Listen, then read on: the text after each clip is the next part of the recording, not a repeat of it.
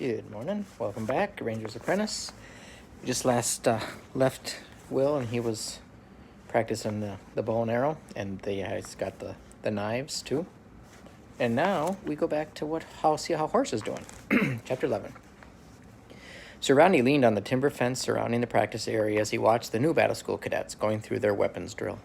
He rubbed his chin thoughtfully, his eyes scanning the 20 new recruits, but always returning to one in particular. The broad-shouldered, tall boy from the ward, whom Rodney had selected at the choosing. He thought for a moment, searching for the boy's name. Horace, that was it. The drill was a standard format. Each boy, wearing a chainmail shirt and helmet and carrying a shield, stood before a padded hardwood post the height of a man. There was no point practicing sword work unless you were burdened with shield, helmet, and armor, as would be the case in battle, Rodney believed. He thought it was best that the boys become used to the restrictions of the armor and weight of the equipment right from the beginning. In addition to shield, helmet, and mail, each boy also held a drill sword issued by the armor. The drill swords were made of wood and bore little resemblance to a real sword, aside from the leather-bound hilt and crosspiece on each. In fact, they were long batons, made of seasoned, hardened hickory.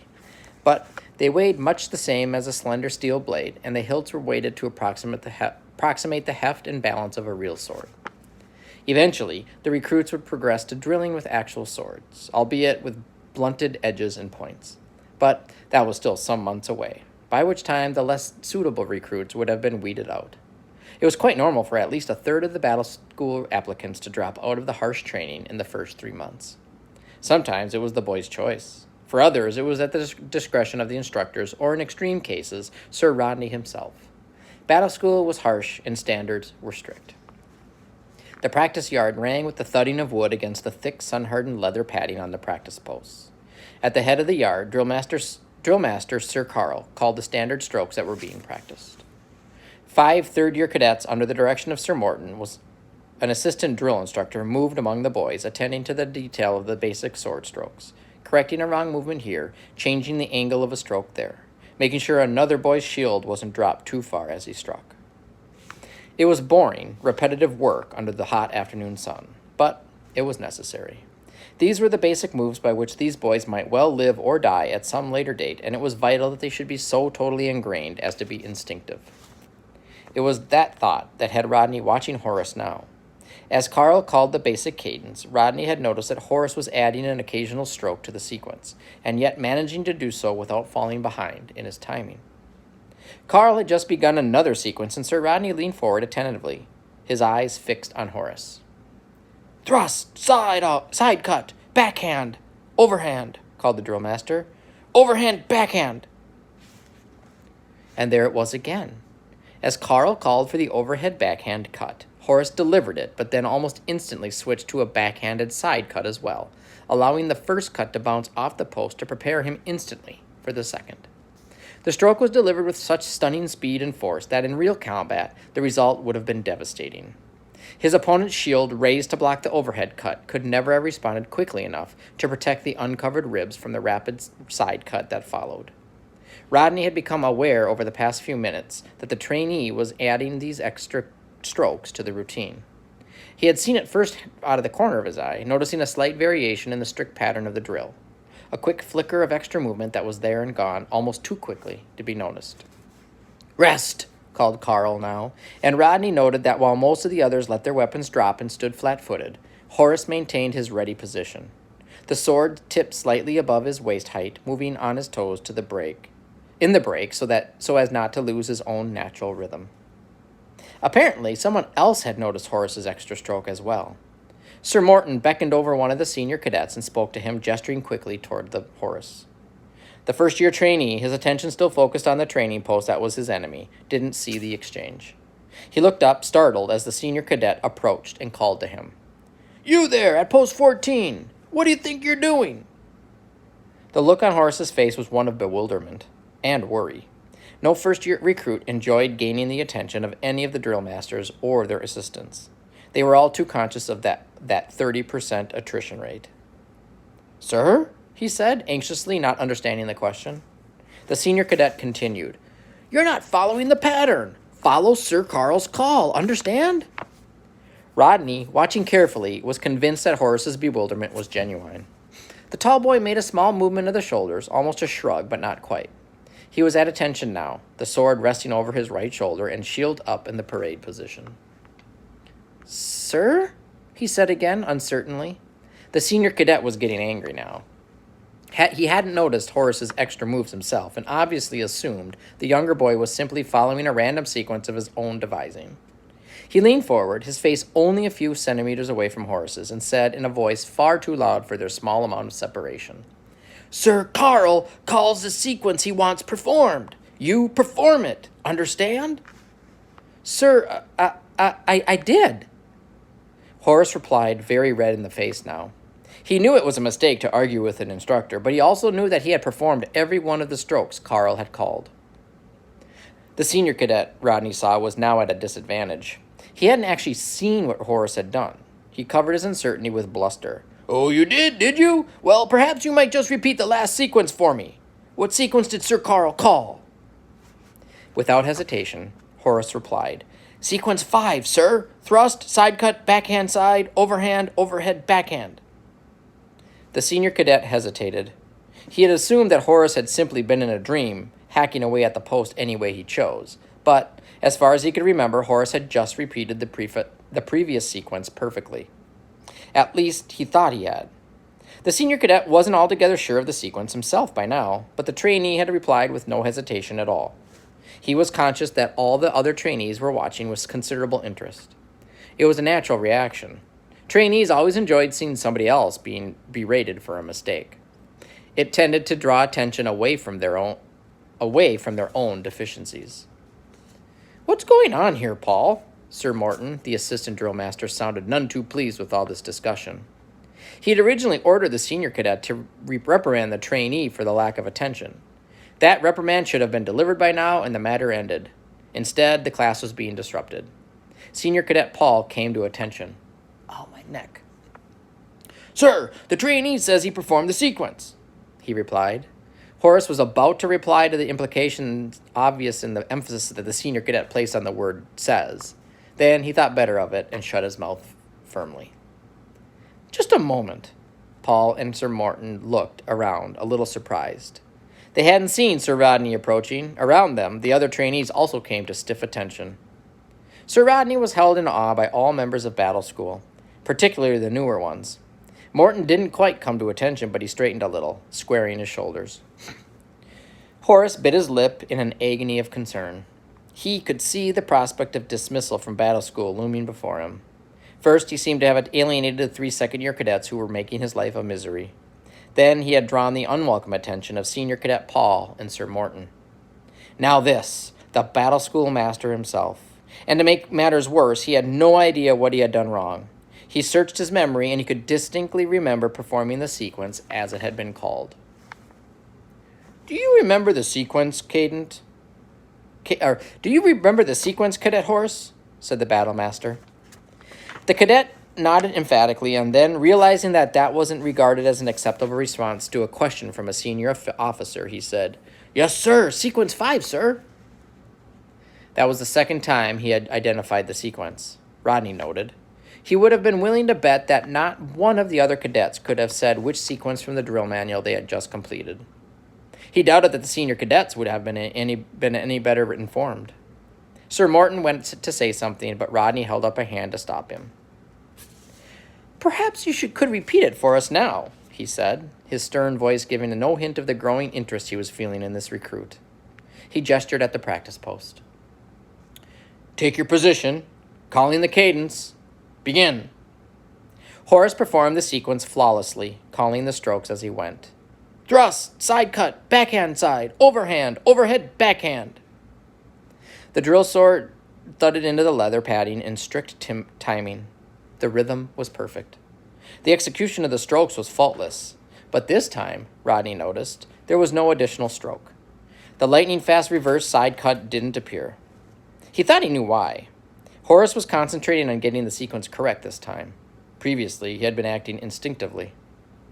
Sir Carl, attracted by Sir Rodney's intervention into a standard drill session, strolled through the ranks of trainees standing by their practice posts. His eyebrows arched a question at Sir Rodney. As a senior knight, he was entitled to such informality. The Battlemaster held up his hand again. He didn't want anything to break Horace's attention right now, but he was glad Carl was here to witness what he was sure was about to happen. Again, he said, in the same stern voice, and once again, Horace went through the sequence. As he finished, Rodney's voice cracked like a whip. Again! And again, Horace performed the fifth sequence. This time, as he finished, Rodney snapped, Sequence 3! Thrust, thrust, backstep, cross parry, shield block, side cut, Horace called as he performed the moves. Now Rodney could see that the boy was moving lightly on his toes, the sword a flicking tongue that danced out and in and across. And without realizing it, Horace was calling the cadence for the moves nearly half as quickly again as the drill master had been. Carl caught Rodney's eye. He nodded appreciatively, but Rodney wasn't finished yet. Before Horace had time to think, he called the fifth sequence again, and the boy responded. Thrust, side cut, backhand side, overhand, overhead, backhand. Backhand side, snapped Sir Rodney instantly, and in response, almost of its own will, Horace's sword flickered in that extra deadly move. Sir Rodney heard the small sounds of surprise from Morton and Carl. They realized the significance of what they had seen. Senior Cadet Paul, perhaps understandably, wasn't quite so fast to grasp it. As far as he was concerned, the trainee had responded to an extra order from the Battlemaster.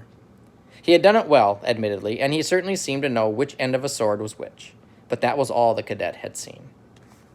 Rest, Sir Rodney ordered, and Horace allowed the sword point to drop to the dust, hand on the pommel, standing feet apart with the sword to hilt centered against his belt buckle, in parade rest position. Now, Horace, said the Battlemaster quietly, do you remember adding that backhand side cut to the sequence the first time? Horace frowned, then understanding dawned in his eyes. He wasn't sure, but now that the Battlemaster had prompted his memory, he thought that he maybe had. Yes, sir, I think so. I'm sorry, sir. I didn't mean to. It just sort of happened. Rodney glanced quickly at the drill masters. He could see they understood the significance of what had happened here. He nodded at them, passing a silent message that he wanted nothing made of this, yet. Well, no harm done, but pay attention for the rest of the period and just perform the strokes Sir Carl calls for, all right? Horace came to attention. Yes, sir. He snapped his eyes toward the drill master. Sorry, sir, he added, and Carl dismissed the master with a wave of his hand. He dismissed the matter with a wave of his hand. Pay closer attention in future, Carl nodded to Sir Rodney, sensing that the Battlemaster wanted to be on his way.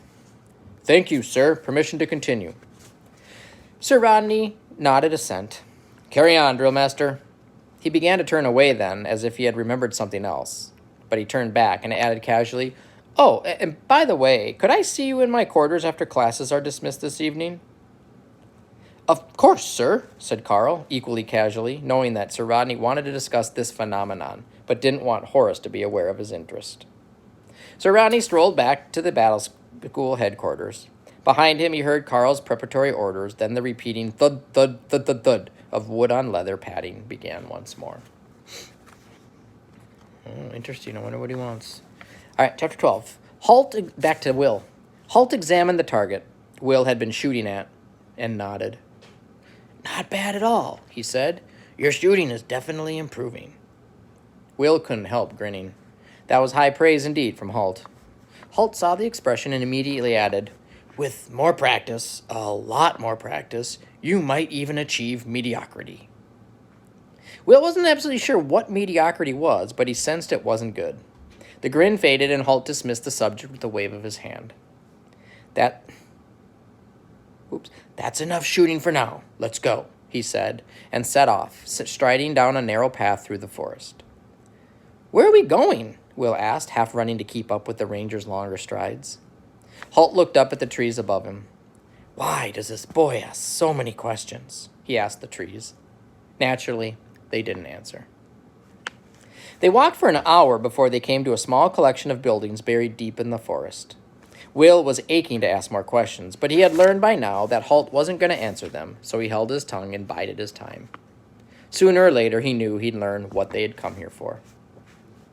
Holt led the way up to the largest of the ramshackle huts, then stopped, signaling for Will to do likewise.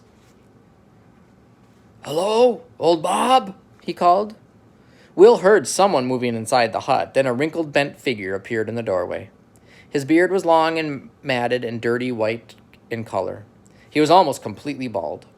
As he moved toward them, grinning and nodding a greeting to halt, Will caught his breath. Old Bob smelled like a stable, and none too clean one at that. "Mornin' to you, Ranger," said old Bob. "Who's this you brung to see me?" He looked keenly at Will. The eyes were bright and very alert, despite his dirty, unkempt appearance. "This is Will, my new apprentice," said Halt. "Will, this is old Bob." "Good morning, sir," said Will politely. The old man cackled. "Ha! Calls me sir! Hear that, Ranger? Calls me sir! Make a fine Ranger, this one will." Will smiled at him. Dirty as he might be, there was something likable about old Bob. Perhaps it was the fact that he seemed to be in no way overawed by Halt. Will couldn't remember seeing anyone speaking to the grim-faced Ranger in quite this familiar tone before. Halt grunted impatiently. "Are you ready?" he asked. The old man cackled again and nodded several times. "Ready they are indeed," he said. "Step this way and see them." He led them to the back of the hut where a small paddock was fenced off. At the far side there was a lean-to shed, just a roof and supporting posts, no walls. Old Bob let out a piercing whistle that made Will jump. "There they are, see?" he said, pointing to the lean-to. Will looked and saw two small horses trotting across the yard to greet the old man. As they came closer, he realized that one was a horse, the other a pony.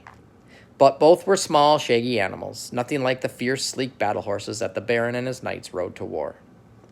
The larger of the two trotted immediately to Halt's side. He patted its neck and handed it an apple from a bin close by the fence. The horse crunched it gratefully. Halt leaned forward and said a few words into its ear. The horse tossed its head and neighed as if it were sharing some private joke with the ranger. The pony waited by old Bob until he had given it an apple to crunch as well. Then it turned one large, intelligent eye on Will. "This one's called Tug," said the old man. "He looks about your size, don't he?" He passed the rope bridle to Will, who took it and looked into the horse's eyes. He was a shaggy little beast. His legs were short but sturdy. His body was barrel-shaped. His mane and tail were ragged and unbrushed. All in all, as horses went, he wasn't a very impressive sight, thought Will. He'd always dreamt of the horse he would ride one day into battle in those dreams. The horse was tall and majestic. It was fierce and jet black, combed and brushed until it shone like black armor. This horse almost seemed to sense what he was thinking and butted its head gently against his shoulder. "I may not be very big," its eye seemed to say, "but I might just surprise you." "Well," said Halt, "what do you think of him?" He was fondling the other horse's soft nose. They were obviously old friends. Will hesitated. He didn't want to offend anyone. "He's, sort of small," he said finally. "So are you," Halt pointed out. Will couldn't think of an answer to that. Old Bob wheezed with laughter. He ain't no battle horse, are he, boy?" he asked. "Well, no, he isn't," Will said awkwardly. He liked Bob, and he felt any criticism of the pony might be taken personally, but old Bob was simply laughing again. But he'll run any of those fine, fancy-looking battle horses into the ground," he said proudly. "He's a strong on this one. He'll keep going all day, long after them fancy horses have laid down and died." Will looked at the shaggy little animal doubtfully. "I'm sure he will," he said politely. Halt leaned against the paddock fence. Why don't you see?" he suggested. "You're fast on your feet. Turn him loose and see if you can capture him again." Will sensed the challenge in the ranger's voice. He dropped the rope bridle. The horse, as if realizing that was some sort of test, skipped lightly away from the center of the small enclosure. Will ducked under the fence rails and walked softly toward the pony. He held out his hand invitingly. "Come on, boy," he said. "Stand still there." He reached out his hand for the bridle, and the little horse suddenly wheeled away. It shied to one side, then the other, then sidestepped neatly around Will and danced backward out of reach. He tried again. Again, the horse evaded him easily. Will was beginning to feel foolish. He advanced on the horse and it backed away, moving closer and closer to one of the corners. Then, just when Will thought he had it, it nimbly danced to one side and was away again. Will lost his temper now and ran after it. The horse whinnied in amusement and romped easily out of its reach. It was enjoying its game. And so it went. Will would approach the horse, that he would duck and dodge and escape. Even in the close confines of the small paddock, he couldn't catch it. He stopped. He was conscious of the fact that Halt was watching him carefully. He thought for a moment or two, there must be a way to do it. He had never catch a horse as light as on its feet and fast-moving as this one. There must be another way. His gaze fell on the bin of apples outside the fence. Quickly, he ducked under the rail and seized an apple. Then he went back into the paddock and stood stock still, holding the apple out. "Come on, boy," he said. Tug's ears shot up. He liked apples. He also thought he liked this boy. He played the game well. Tossing his head approvingly, he trotted forward and took the apple delicately. Will seized hold of the bridle, and the pony crunched the apple. If a horse could be said to look blissful, this one did. Will looked up and saw Halt nodding approval. "Well thought out," said the ranger. Old Bob elbowed the gray-cloaked man in the ribs. "Clever boy, that," he cackled. "Clever and polite. This'll make a good team with Tug, won't he?" Will patted the shaggy neck and Will patted the shaggy neck and the pricked-up ears. He looked now at the old man. "Why do you call him Tug?" he asked. Instantly, Will's arm was nearly torn from its socket as the pony jerked its head back. Will staggered, then regained his balance. Old Bob's brain laugh rang out across the clearing. "See if you can guess," he said delightedly. His laughter was infectious, and Will couldn't help smiling himself. Halt glanced up at the sun, which was fast disappearing behind the trees that fringed Old Bob's clearing and the meadows beyond. "Take him over to the lean-to, and Bob can show you how to groom him and look after his tack," he said, and then added to the old man, "We'll stay with you tonight, Bob, if that's not inconvenient." The old horse handler nodded his head in pleasure. "I'll be glad of the company, Ranger. Sometimes I spend so much time with the horses that I start to think like I'm one myself." Unconsciously, he dipped a hand into the apple barrel and selected one, absent-mindedly crunching it into it, much as Tug had done a few minutes earlier. Halt watched him, one eyebrow raised. "We might be just in time," he observed dryly. "Then tomorrow we'll see if Will can ride Tug as well as catch him," he said, guessing as he had said that his apprentice would get very little sleep that night.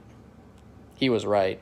Old Bob's tiny cabin had only 2 rooms, so after their supper, Halt stretched out on the floor by the fireplace, and Will bedded down in the warm, clean straw of the barn, listening to the gentle whiffing sounds of the 2 horses. The moon rose and fell as he lay wide awake, wondering and worrying over what the next day might bring. Would he be able to ride Tug? He had never ridden a horse. Would he fall off the minute he tried? Would he be hurt? Worse still, would he embarrass himself? He liked old Bob, and he didn't want to look foolish in front of him, nor in front of Halt, he realized with a little surprise. He was still wondering when Halt's good opinion had come to mean so much to him, when he finally fell asleep. Okay, that's that. See you later.